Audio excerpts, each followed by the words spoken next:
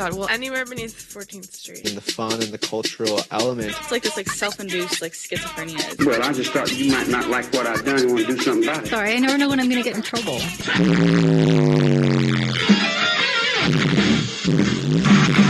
This is WVFP. WVFP presents the story of Rachel Haywire in the Fiume Gallery, New York City.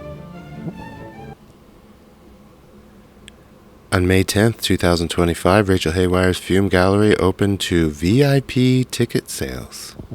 High expectations of choreographed dance experience and professional press coverage, and an advertising onslaught that promised, hey, are you ready for the future of humanity?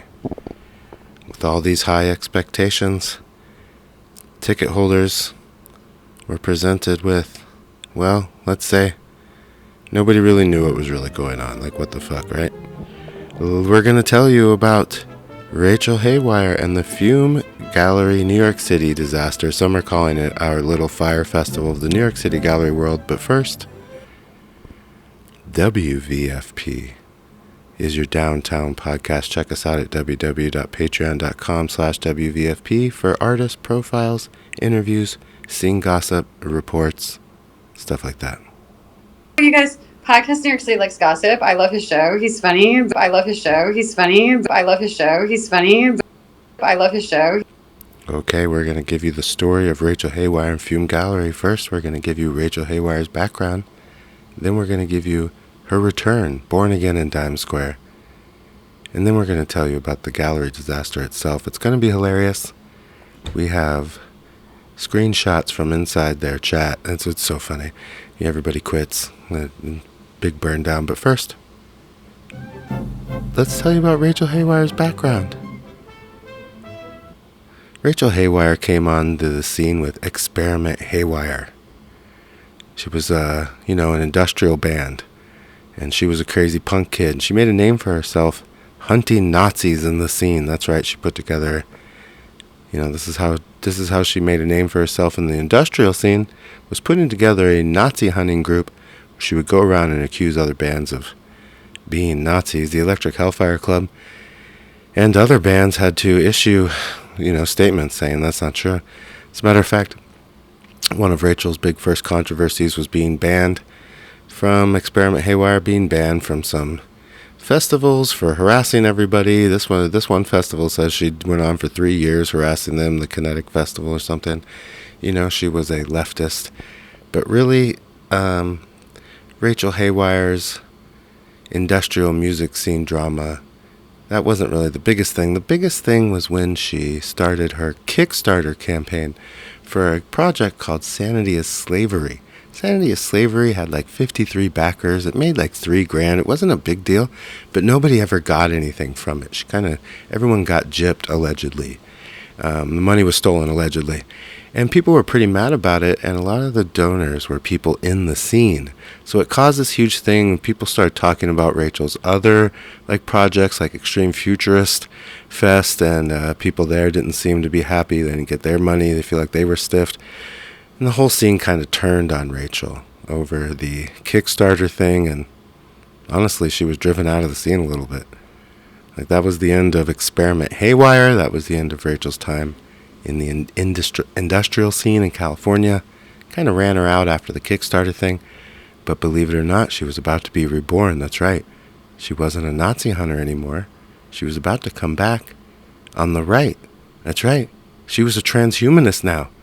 Somewhere around 2018, Rachel reappeared. And now she was on the tech right. She was with the tech pros. I'm not kidding. She had something called Trigger Warning. In 2018, she raised a bunch of money. It was kind of a mystery. Wow, she came out of nowhere. We're going to solve the mystery pretty soon.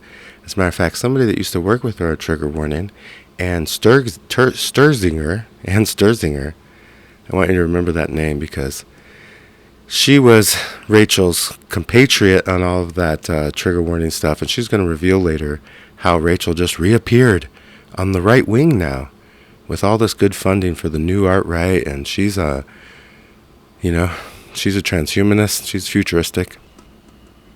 She's on the Jim Rutt show, as a transhumanist, and she's talking about Curtis Yarvin and Ubrit, his computing company, and she's talking about Nina Power. Geez, I wonder what network she's in. But this is back when she was a transhumanist, and believe it or not, Rachel was climbing the transhumanist ladder. She got pretty far in the U.S. Transhumanist Party. And by 2019 in July, she was in the first debate for transhumanist for president. That's right, Rachel Haywire, transhumanist for president. So how do you think this is going to end? For some reason, she comes back. All of a sudden in 2018, she's got trigger warning. She's a transhumanist now. She's with the right. She's talking about Curtis Yarvin. She makes it into the third round on September 14th. How do you think this is about to end? Well, yeah, I mean, you got it. There's going to be some drama, right? But it was pretty amazing rise that she kind of like came out of nowhere, burrowed herself into the, she's a right-winger now. And, she made it pretty far into the transhumanist debate thing. But that was soon, that was September 14th. Even by September 6th, before she got to the third debate, Transhumanist Party was already yelling at her, issuing decrees about how she had to take down posts, and she's attacking people on the internet, kind of like back in the Nazi hunter days. Except this time she's doing it she's still doing it to right-wingers, I guess. But anyway, she's a transhumanist. She's attacking everybody in the Transhumanist for president. They, sanction her for a whole bunch of stuff because she's, telling everybody they're involved with Epstein or something. Calling everybody a pedo. They make her take down the posts. Then she loses the election, obviously. She loses Transhumanist for president. She doesn't respond well. They throw her out of the Transhumanist Society or whatever because she starts using her publication, which has fallen off now. Because I'm sure after that, I don't know. But the point is that the Transhumanist Party has to condemn her, and they attack her some more, and they put out all these things about how trigger warnings, they hate trigger warning, and Rachel Haywire won't shut up, and they don't like Rachel Haywire, and that's the end of Rachel Haywire as a transhumanist. She kind of crashes and burns there, but she did get pretty far for a while, and it's pretty interesting, right? She got pretty far. Rachel just comes out of nowhere, and now she's in the transhumanist world, and she takes it all over, and she was a leftist before, but then she was a rightist. How did that work out? She comes out of nowhere. She talks about Curtis Yarvin. She lives in California. Well, remember Ann Sturzinger? Her, compatriot, her co-conspirator in the whole original trigger warning thing when Rachel became a transhumanist all of a sudden? Well, she's going to tell us about it because later on, Ann Sturzinger, she was on the ground floor of all that stuff. Later on, when the transhumanist days are over, Ann Sturzinger, kind of goes on her Substack, right? She's got her own Substack, and it's called Nuisance Online Distributor. And she publishes some things about Rachel called Worst Person in the World or something like that. You can go to her Substack and read about that. But basically, she lets the cat out of the bag. What does she say about it? She says, Rachel Haywire's the worst person, cultural futurist, she's a bitch. But then she says, yes, it was Peter Thiel. Wow, big surprise. Yeah, the person who can't stop talking about Curtis Yarvin and Nina Power and transhumanism was funded by Peter Thiel. Wow, big surprise there. But trigger warning, yep, you heard it here first. And guess what?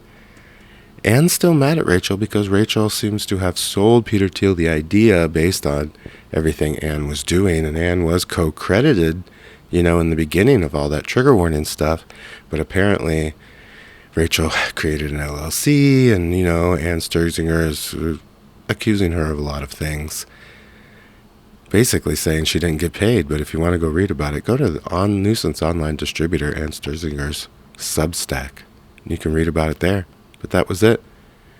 That Peter Thiel experiment for now was over. Rachel's transhumanist days were over. The industrial music Haywire experiment days were long gone. And don't count Rachel out just yet. She's going to be back. She's going to be reborn in Dime Square. Are you ready? Go to WVFP.com. Go to our, by the way, you can just Google us, WVFP New York, and find our YouTube. You can go check out some clips there, or you can go to our Patreon at www.patreon.com/WVFP.